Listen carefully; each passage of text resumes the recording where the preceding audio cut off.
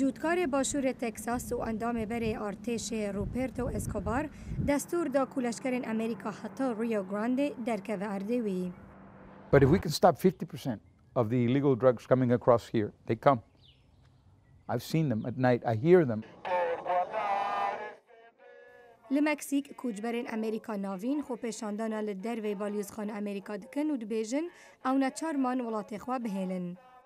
Estamos sufriendo mucho, tanto de parte del gobierno, tanto de las pandillas, la gente está ignorante totalmente, no hay educación.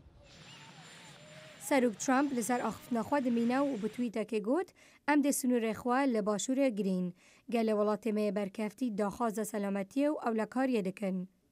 You have to send a red light, stop coming, stop taking that journey. کار به دستین کوش کاسپی که بونا در باز بونا سنوری یا نقانونی بس نابینن. We've got a leaking boat on our border and we're all quibbling with how much water is in the boat and how fast we're bailing it out. I think at this point the president's been pretty clear, enough is enough, fix the actual problem and stop that leak. هر دو ولایت سر سنور اریزونا و تکساس بلاز برسفا بانگا ترامپ کر و هفبیر بون که هزین زیروانا نتوایی بشینن سر تخیب. پارزگار اورگن کیت براون لسر تویتر گوت از گلک نراحتن به پلانا ترامپ کلشکری دانتا سر سنوریم. تو نکاری تنه بشاندنا هز نوبداری سینور خواب پاریزی. سناتور گراهام دست قانون آخردکرین اولهی سنور دا بردویس رفورما کجبری و پیدا کرن استاتوی قانونی جبو زاروکن کو بقاچاقی هاتین امریکا هیا. کشکاسپی اف پیشنیار هجد دست پیک دا بتوندی رد کرد. ده همان دمدا سناتوی بپرانی کماریان برنویس رفورما کجبری ترامپ رد کرد.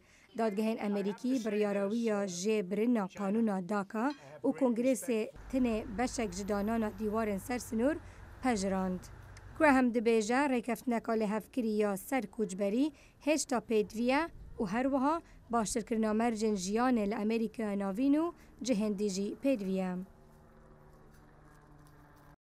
خلک عالی می باشور آبوریه که ساغلم نینه و اگر تو ویه که چارسر نکی توی قط نکاره به کشه کچبران چارسر کی اوا کرنا دیوار تنه تشتکی ناکه.